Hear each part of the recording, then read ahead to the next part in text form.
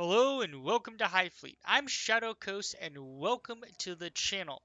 In this video, I'm going to outline what I believe are the best starting ships in Highfleet. So you can see here, if you're starting a new campaign and you have 100,000 cash, these are some of the ships that I recommend that you think about getting for your first playthrough. The first ship that I recommend getting, which I believe should be a prerequisite, is the Gladiator. This is an attack frigate. It is extremely mobile and it outputs a lot of damage, especially if you can get in there and land your shots. I recommend taking the Gladiator as one of your first ships on your expedition and really for any playthrough. Now, the way you want to use the Gladiator is send it out in front, especially early game, to clear out enemies when you're approaching a new city. It's fairly mobile. It does have limited range, so keep that in mind, which is very important. And it can take out almost any attack corvette or really any of these smaller ships with a few concentrated bursts. So I do recommend taking the Gladiator. The next ship that is my overall or one of my favorites is the Cormorant. Now, the Cormorant is kind of slow, kind of heavy.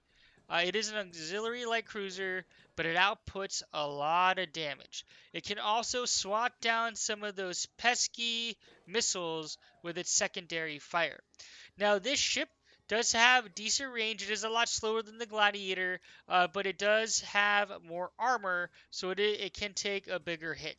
I recommend using the Cormorant when you're starting to take on slightly larger ships. So, for example, if I know I'm going up against a few Gladiators, I might deploy my Cormorant to really try to take them out as quickly as possible just because it does output more damage.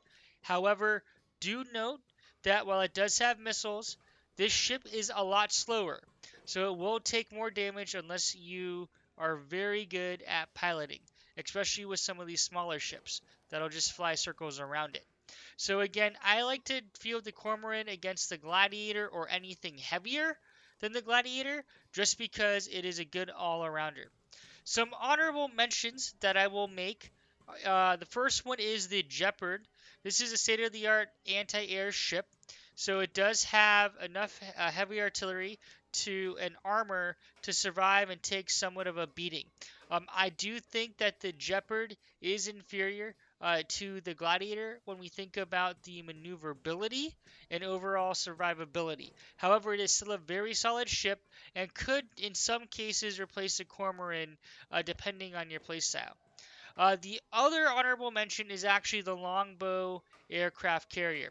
I do not recommend taking this ship until you have farmed up a larger cash reserve through your playthrough. Effectively, you can use fighters to send them out and damage the enemy. It is extremely effective, but it can be very costly.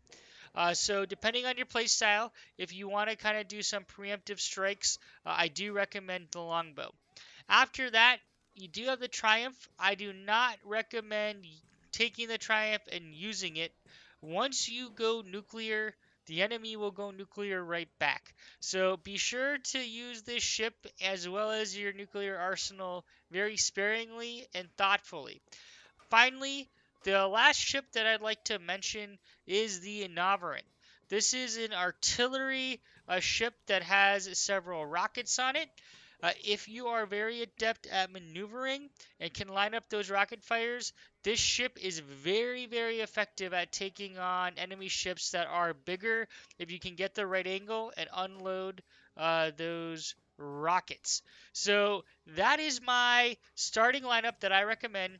I personally like to take a Cormorant and a Gladiator, at least through my first playthrough on a new campaign, and save the rest for upgrades, repairs, and fuel. Let me know what you think in the comments. I am actively trying to grow my channel, so if you do find this content helpful, please consider subscribing to support the channel and dropping videos you enjoy a thumbs up. Hope to see you in the air. Shadow Coast out.